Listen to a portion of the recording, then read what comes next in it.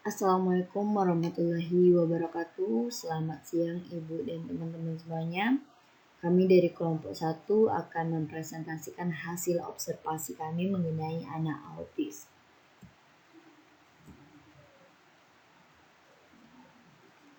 Kami yang dari kelompok 1 beranggotakan Anissa Dwi Utami Merpaung dengan NIM 203003 dan saya sendiri Widya Maharani dengan NIM 203097. Sebelum kita membahas materi lebih jauh, kita akan mengetahui terlebih dahulu pengertian dari anak autisme.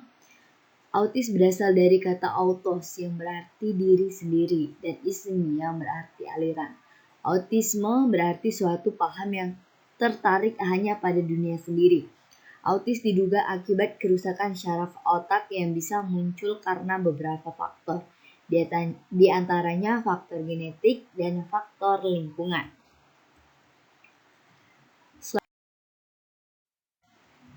Penyebab anak autis. Menurut Gayatri Famoji tahun 2007, penyebab autis adalah gangguan perkembangan pada anak yang disebabkan oleh gangguan pada fungsi susunan otak.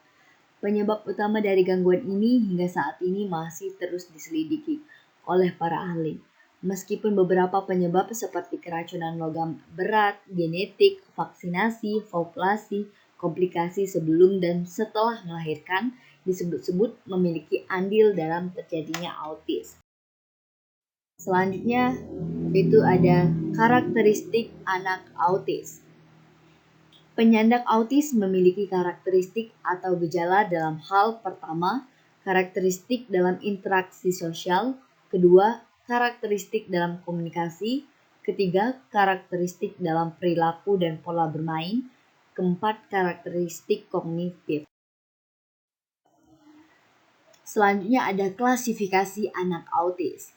Menurut Sun and Barton tahun 1994 dalam HDNG tahun 2008, autis dapat diklasifikasikan menjadi beberapa bagian berdasarkan gejalanya. Klasifikasi ini dapat diberikan melalui Sheldon Autism Rating Scales atau CARS. Skala ini menilai derajat kemampuan anak untuk berinteraksi dengan orang lain, melakukan imitasi, memberi respon emosi, penggunaan tubuh dan objek, adaptasi terhadap perubahan, memberikan respon visual, pendengaran, pengecapan, penciuman, dan sentuhan. Selanjutnya itu klasifikasi anak autis menurut Hadojo tahun 2008. Klasifikasi anak dengan kebutuhan khususnya speech needs adalah autis infantile, kedua sindrom Asperger, ketiga attention deficit hyperactive disorder atau ADHD, keempat anak giver. Selanjutnya klasifikasi anak autis secara umum. Pertama, autis ringan. Pada kondisi ini anak autis masih menunjukkan adanya kontak mata melalui walaupun tidak berlangsung lama. Kedua, autis sedang. Pada kondisi ini anak autis masih menunjukkan sedikit kontak mata, namun tidak memberikan respon ketika namanya dipanggil. Ketiga, ada autis berat. Anak autis yang berada pada kategori ini menunjukkan tindakan-tindakan yang sangat tidak terkendali. Ada laporan mengenai observasi yang kami lakukan, kelompok 1 lakukan, tepatnya pada anak yang bernama Muhammad Habib Arigi pada lokasi di laboratorium anak berkebutuhan khusus di UNP. Berikut data-datanya.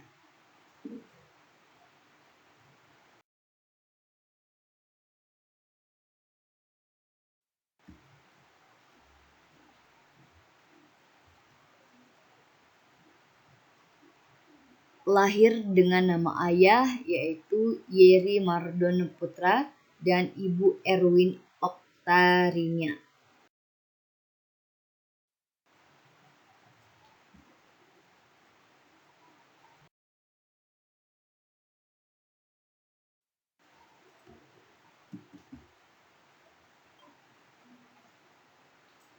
Assalamualaikum warahmatullahi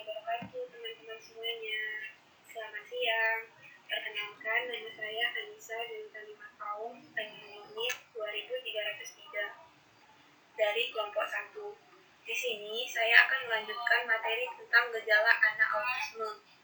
Menurut Al-Sosela di tahun 1906, ada 4 gejala yang selalu muncul dalam autis, yaitu 1. Isolasi sosial, di mana banyak anak autis yang menarik diri dari segala kontak sosial ke dalam suatu keadaan yang disebut extreme autistic goals. Kedua, kelemahan kognitif, di mana anak autis sebagian besar, lebih dari kurang 70%, mengalami retardasi mental. Rata-rata IQ-nya di bawah 70. Tetapi anak autis sedikit lebih baik, contohnya dalam melakukan hal-hal yang berkaitan dengan kemampuan sensori motorik. Ketiga, kekurangan dalam bahasa.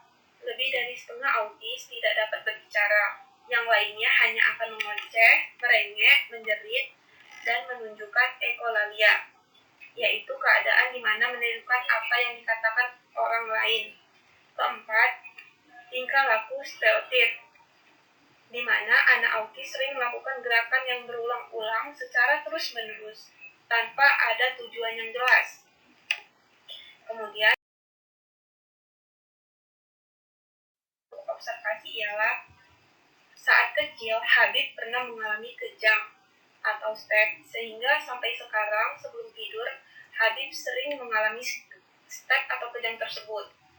Kedua, Habib suka memanjat meja. Ketiga, Habib suka menggerakkan tangannya secara berulang-ulang, dan itu mungkin memang kebiasaannya. Keempat, sering bergumam dan berbicara sendiri. Kelima, pembosan. Keenam, sering menguap dan menggigit atau mengemut-emut jari jempolnya. Ketujuh, kurang fokus dan tidak ada kontak mata saat orang lain menatapnya. Kedelapan, suka mengemut jari jempolnya. Kesembilan, Habib suka berlari-lari sambil berteriak, tertawa, dan tangannya sering diarahkan ke belakang. Kesepuluh, Habib sangat menggeli, terutama saat akan dipegang. Kesebelas, Habib menyukai benda, dan Habib harus mendapatkan benda itu. Kita akan membahas solusi pada anaknya. Karena Habib sering mengalami kejang saat kecil, dan itu membuatnya terganggu dalam berbicara, maka Habib bisa dilatih dengan terapi khusus lidah untuk mengurangi ocehan dan gumamannya, tapi tidak bisa hilang secara total, melainkan bisa dikurangi. Kedua, kita bisa melatih fokusnya pada satu hal supaya pandangannya bisa terlihat fokus pada hal tersebut. Ketiga, kita harus memiliki pantangan, di mana anak autis itu memiliki pantangan atau larangan pada makanan, contohnya pada terigu, mie, roti, dan coklat. Dari saya, lebih dan kurang saya mohon maaf. Wabillahi taufiq wal hidayah. Wassalamualaikum warahmatullahi wabarakatuh.